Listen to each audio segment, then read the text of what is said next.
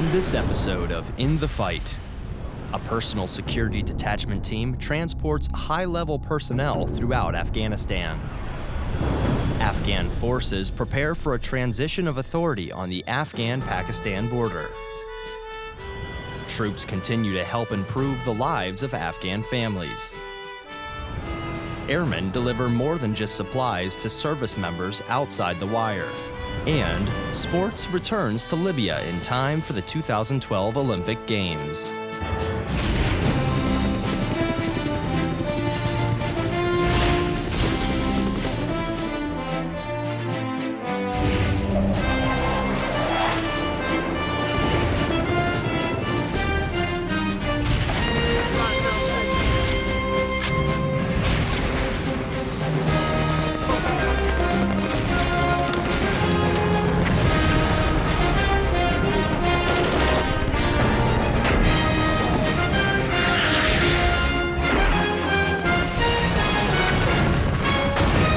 Divots presents In the Fight.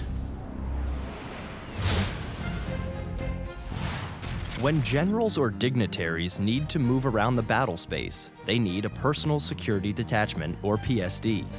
Army Specialist Scott Matheson took a ride with the 82nd Airborne's Command Group PSD to see what it's all about. DV3, go up. Roger.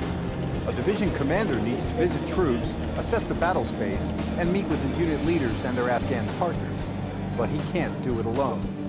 In RC South, the Combined Joint Task Force 82 Command Group Personal Security Detachment, or PSD, is the team that keeps him covered. Our main objective, of course, is to make sure our principals get to their location without injury, embarrassment, or assassination. As long as we can do that every day, I guess we win. Trained in a variety of evasive driving and dignitary protection tactics, the soldiers must safely navigate the everyday challenges of Afghan traffic while scanning for enemy threats. We try to get from A to B in the safest way possible, not disturbing the local traffic, making sure our soldiers get there safe. The PSD uses a combination of tactical and armored non-tactical vehicles to strike a balance of comfort, speed, and security for division commanders and visiting VIP passengers. But it's the soldiers' training that makes the difference. Everyone knows everyone else's job, from the top team leader all the way down, so anyone could do any position. Anytime, anywhere, the Combined Joint Task Force 82 Command Group PSD keeps Major General Jim Huggins and his staff covered and moving in RC South. Specialist Scott Matheson, Kandahar Airfield, Afghanistan. In the eastern city of Jalalabad, security has been handed over to the Afghans. NATO channel correspondent Mel Preen speaks with some of the city's shopkeepers to discuss the level of confidence they have in their own security forces, and brings us this story. Hidden behind the curtain is a shop selling DVDs. From Bollywood to Hollywood, the owners don't want to publicise their stock because 2 years ago their shops were destroyed by the Taliban for being un-Islamic. Now, though, they're back in business.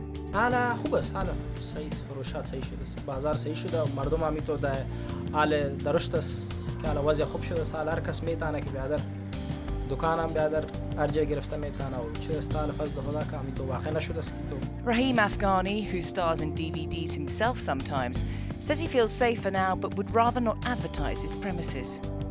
पर्दा खोल्दै थिएँ बाह्र minute तडा लगाएर वरवर وګوره یو تصویر باندې نشو د دې لپاره چې لغون هم د خپل کاروبار کې وپټونه کنه چې دلته بیان فجارو نشي اختیار درته وایم ورور.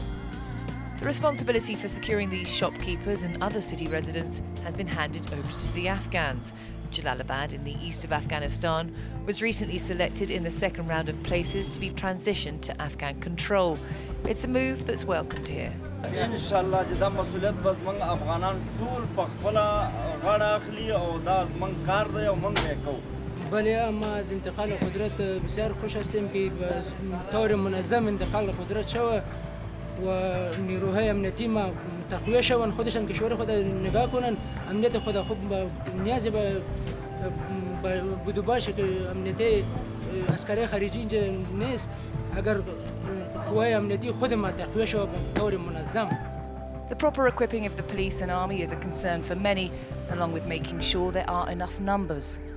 غلي دي هغه د چې موږ په پرسونل په لحاظ په امنیت کې په ملي امنیت کې په ملي پولیسو کې ملي سرحدي پولیسو کې او همدارنګه په ملي اردو کې موږ د پرسونل د کموالي سره مخ یو او هیله مو دا ده چې دولت به دې برخې ته پاملرنه کوي تشکیلات به پراخیږي په ټولو ولسوالیو کې په ټولو دولتي ادارو کې د امنیتي ادارو کې خصوصا پرسونل به زموږ اکمالي The aim's for all foreign combat troops to have left Afghanistan by the end of 2014.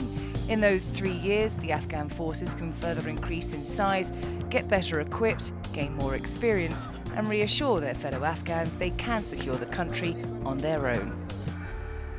Mel Preen in Afghanistan for the NATO channel. On the Afghan-Pakistan border, U.S. soldiers are passing on their knowledge to the Afghan forces in preparation for the transition of authority to the Afghan government. Marine Corporal Tia Nagel was with the group during a patrol and files this report.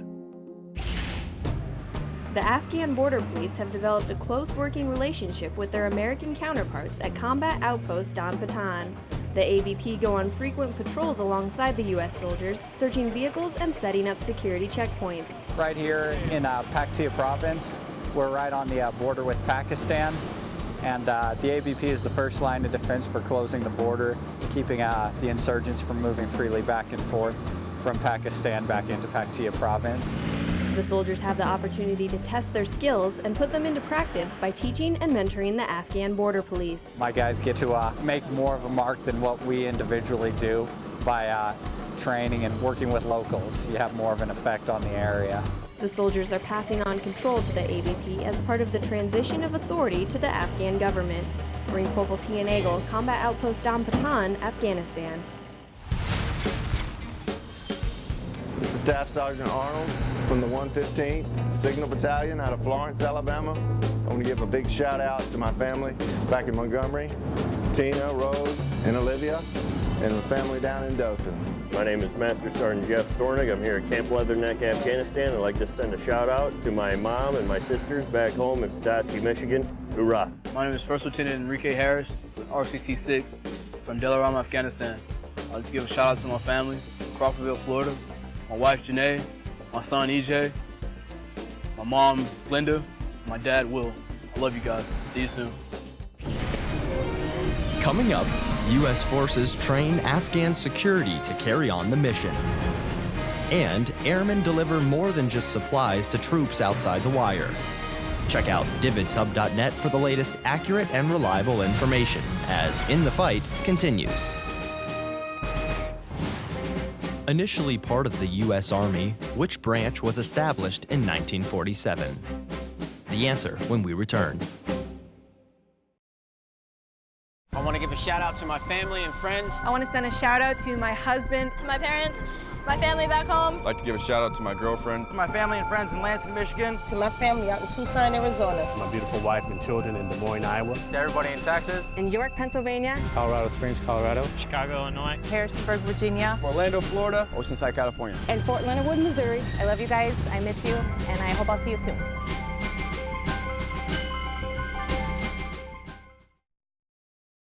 With the new Military 24/7 app from Divids, you turn your favorite mobile device into a window to the front lines. Connect with your nation's finest men and women through our video and photography archives and stay up to date with news reported directly from service members.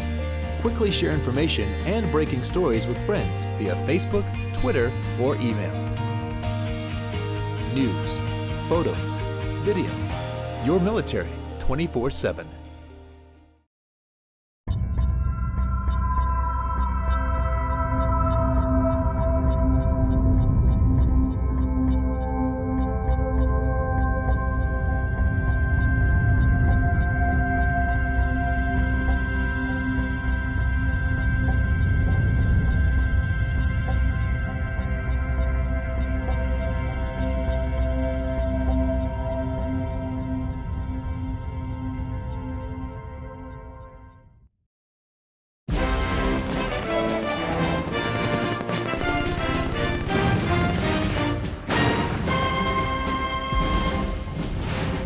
Initially part of the U.S. Army, which branch was established in 1947? The answer is C, the Air Force. With coalition forces slated to leave Afghanistan in 2014, the U.S. military is focused on training the Afghan forces to carry on the mission. Marine Corporal Elizabeth Cisneros shows us how Afghan airmen are taking the lead. For the past year, airmen with the 738th Air Expeditionary Advisory Group have been working with their Afghan security force counterparts by mentoring them in flightline security tactics. After months of training, the Afghan airmen now have the opportunity to take the lead and prove their skills. Today was actually the inaugural transition patrol for the Afghan Air Force Security Forces to start taking on the security of Kandahar Airfield just outside of base up to about 3 kilometers in defense of the airfield and the aircraft. During the patrol, they covered over 9 kilometers of rugged terrain, set up traffic checkpoints, and engaged with local villagers. The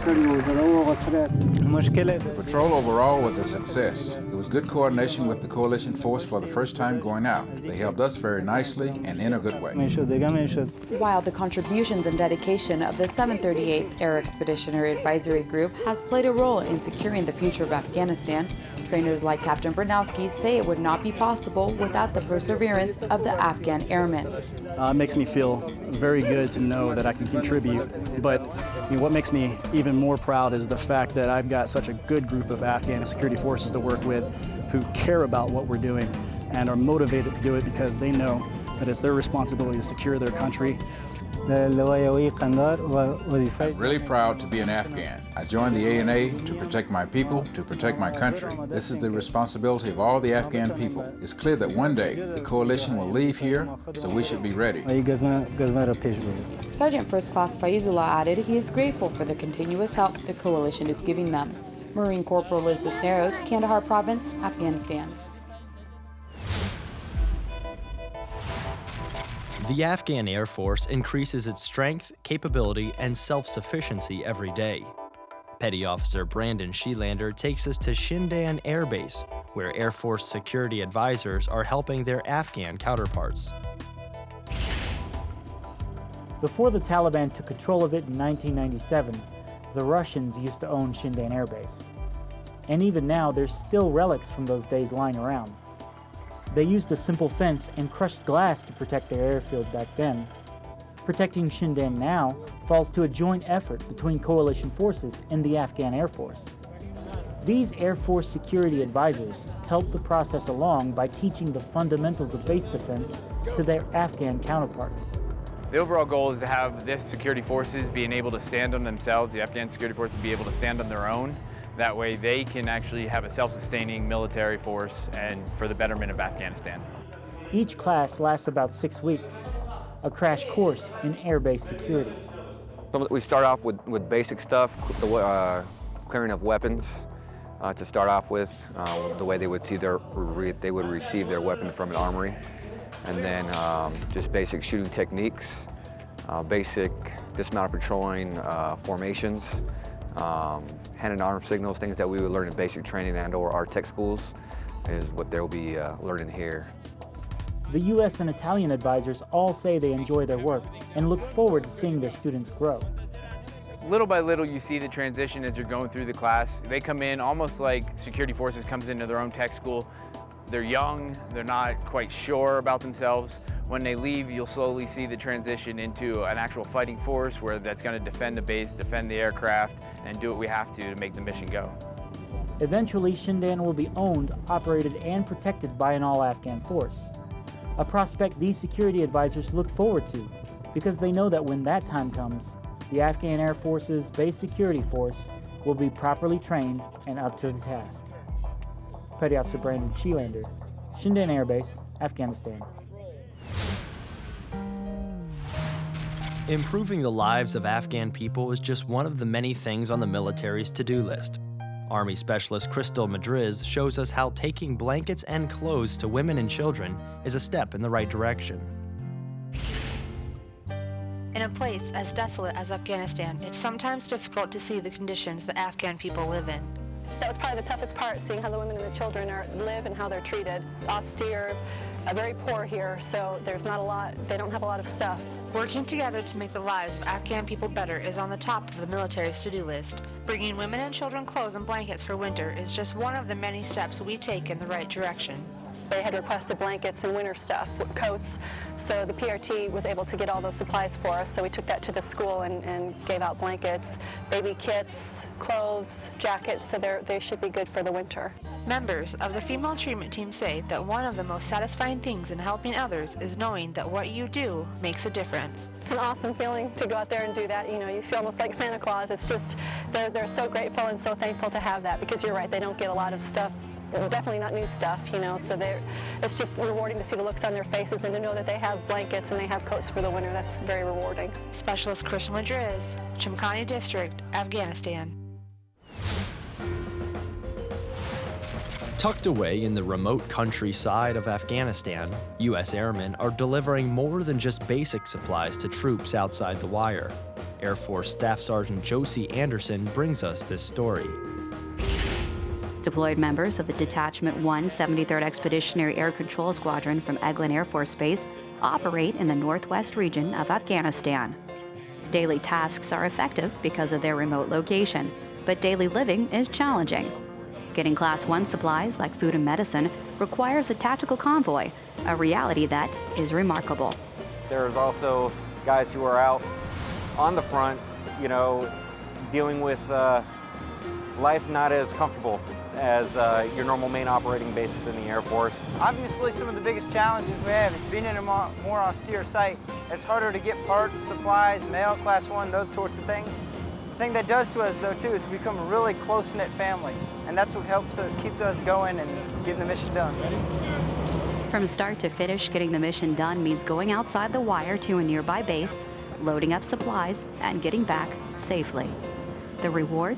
A hero's welcome. You see the convoy coming back, you know, to go ahead and get the gate open, get it ready, because you know, hey, you're going to be getting your mail, packages from people, also Class 1, so you're going to be getting resupplied with some of the nice little luxuries like Pop-Tarts, which you haven't had in a couple weeks. Those guys, you know, risking, you know, themselves to go out just to get mail and the simple things that we need over here is quite an accomplishment. Packages from family and friends back home, that was something that definitely was a morale booster for us all and a definite need.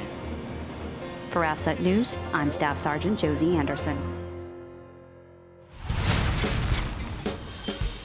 How you doing? This is Gunnery Sergeant Michael Granger, coming to you from southern Afghanistan, from Springfield, Massachusetts. I'd like to say hi to my wife Angie and my daughter Jazzy. Hello, I'm Gunnery Sergeant Benjamin Jones, here in Delaram, Afghanistan. I'd like to say hello to my lovely wife, 4 children, in Richlands, North Carolina, Melinda, Deandra, Benjamin, Elijah, and Callista. I love the mission. Hi, my name is Master Gunnery Sergeant Jeffrey L. Green, stationed here at Camp Leatherneck, Afghanistan, and I'd like to say hi to my beautiful wife in San Diego, California, Marie Denise Green. Coming up, troops make drinking water safe for Afghan villages. And we'll showcase some of the best photos from our service members as In the Fight, presented by Dividends, continues.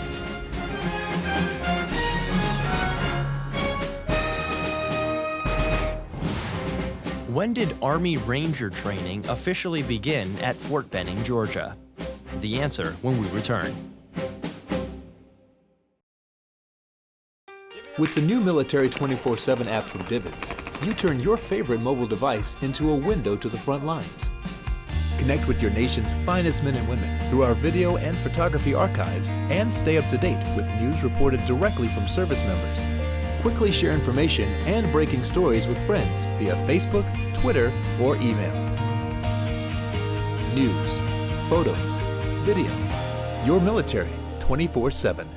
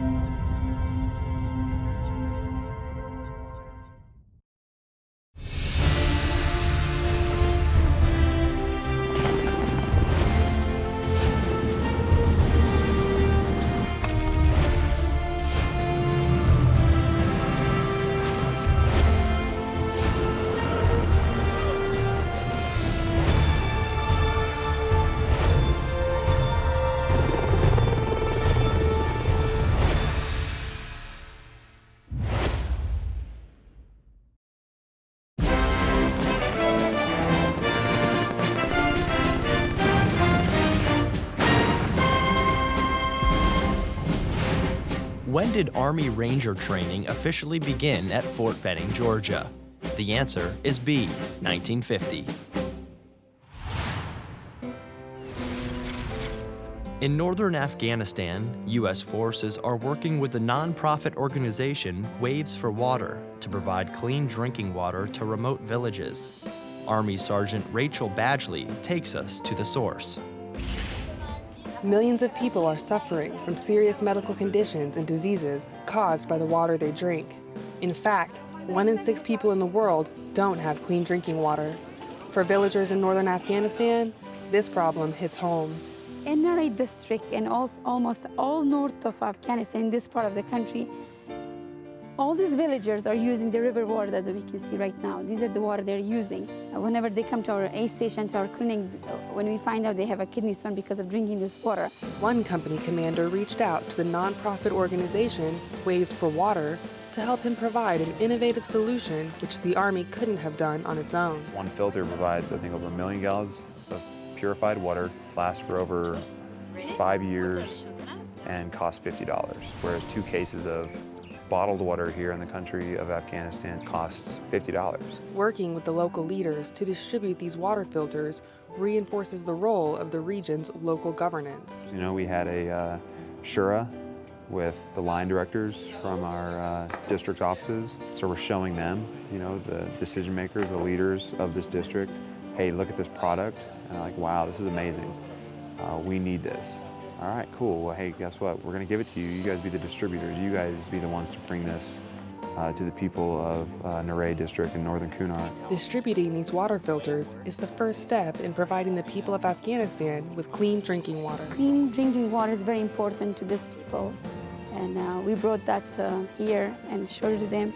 So I hope they continue to use that, and we will continue helping them and teaching them how to use and how to have clean water. Ultimately, the people will decide the success of this system, just as they will decide the future of their country. Army Sergeant Rachel Badgley, Kunar Province, Afghanistan. With the Gaddafi regime overthrown, what was once banned is now making a resurgence. Sports have returned in a big way as Libya prepares for the 2012 Olympics. NATO Channel correspondent William Bonnet brings us this story. Muammar Gaddafi was not a big lover of sports, nor did he like sports stars, simply because he feared they could draw the national spotlight away from him. Football players were only referred to on television by their number and never by their name. Since NATO assisted the Libyan opposition in ousting their former dictator, the nation can once again unite behind the sports and their stars.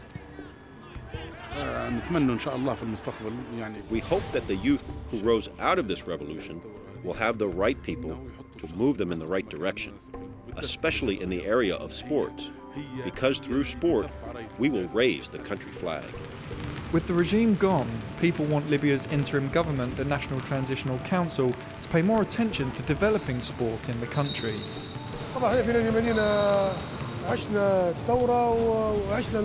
We have lived the past,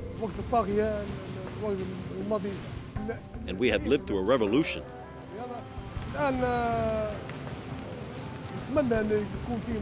There will be a new future under the shadow of the revolution, and we're looking to do this with better sport. Qatar this year provided financial and logistical support for the Libyan National Olympic team and committee to take part in the Arab Games in Qatar. Some of the youth who did not make the cut this time continue their training here in Tripoli. I hope that I will become professional and break records, become a champion, achieve medals at all levels. I want to become the best. Sport makes you move forward towards the future. The more you compete, the better you are. Libya in the past has mainly focused on athletics, swimming and combat sports. With the 2012 Olympics fast approaching, Libya is doing all it can to prepare for the events with which it will compete. It's the best way to unite with other nations. We may have differences on political issues, but concerning sport, there are no differences. With so much change for the country in 2011, here's hoping 2012 can see them making history again by breaking the deadlock and finally winning a medal at the Olympic Games. This is the NATO channel reporting from Tripoli. DVIDS is a 24/7 operation that provides a timely, accurate, and reliable connection between the media and the military serving worldwide.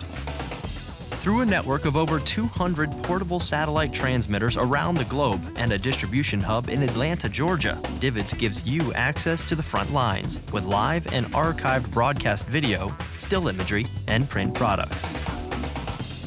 Visit our website at DVIDSHub.net and search through our enormous video and photo library.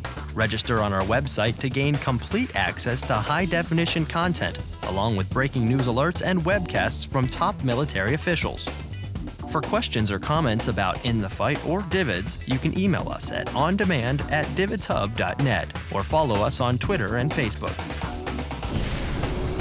As we close, we feature some of the best photos that DVIDS has to offer, as we listen to Eddie Horst's composition, Pangea. See you next time, In the Fight.